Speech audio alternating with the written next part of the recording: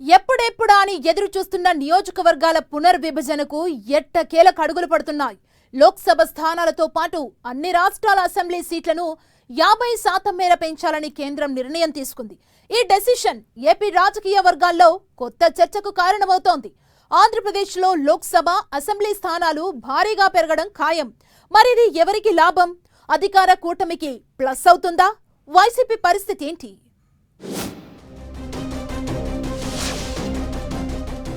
నియోజకవర్గాల పునర్విభజనకు సన్నాహాలు. ఏపీలో పెరగనున్న లోక్సభ అసెంబ్లీ స్థానాలు 263కు పెరగనున్న 175 అసెంబ్లీ స్థానాలు, 38కి పెరగనున్న 25 లోక్సభ స్థానాలు. నియోజకవర్గాలు పెరిగితే ఏపీలో ఎవరికి లాభం? అధికార పార్టీకి భారీ ప్లస్ అయ్యే ఛాన్స్ ఉందా? సీట్లు పెరిగితే వైసీపీకి ఎదురు కాబోయే సవాళ్లేంటి? రాష్ట్ర విభజన తర్వాత తెలుగు రాష్ట్రాల్లో సీట్ల సంఖ్యను పెంచే అవకాశాలను కేంద్రం పరిశీలిస్తుందని ఎప్పటినుంచో ప్రచారం జరుగుతోంది. 2011 జనాభా లెక్కల ఆధారంగా దేశవ్యాప్తంగా అసెంబ్లీ, లోక్సభ స్థానాలను 50% పెంచాలని కేంద్రం నిర్ణయం తీసుకుంది. ఈ పార్లమెంట్ సమావేశాల్లోనే రాజ్యాంగ సవరణ బిల్లులను ప్రవేశపెట్టే అవకాశాలు ఉన్నాయి. దీంతో మొత్తం లోక్సభ స్థానాలు 816కు, అన్ని రాష్ట్రాల్లో కలిపి అసెంబ్లీ స్థానాలు 6185కు పెరిగే అవకాశాలు ఉన్నాయి. కేంద్రం నిర్ణయంతో ఏపీ రాజకీయాల్లో ఆసక్తి కనిపిస్తోంది.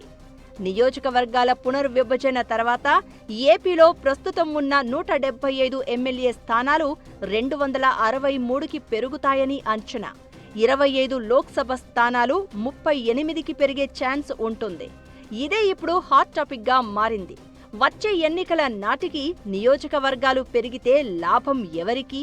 అధికార కూటమికి ప్లస్ అవుతుందా? వైసీపీకి కలిసి వస్తుందా అనే చర్చ జరుగుతోంది.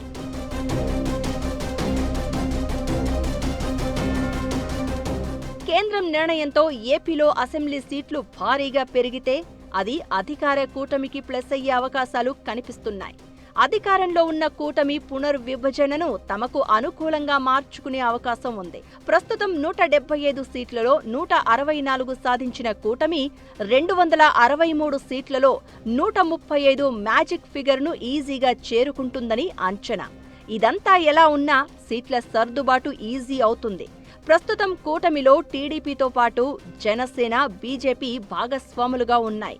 2024 ఎన్నికల్లో సీట్ల సర్దుబాటు సవాలుగా మారింది. దీంతో చాలా చోట్ల అసంతృప్తులు కనిపించాయి. అయితే ఇప్పుడు సీట్లు పెరిగితే ఆ సమస్యకు చెక్ పెట్టే అవకాశం ఉంటుంది. కూటమి పార్టీల మధ్య మరింత ఐక్యత పెరిగే అవకాశం ఉంటుంది.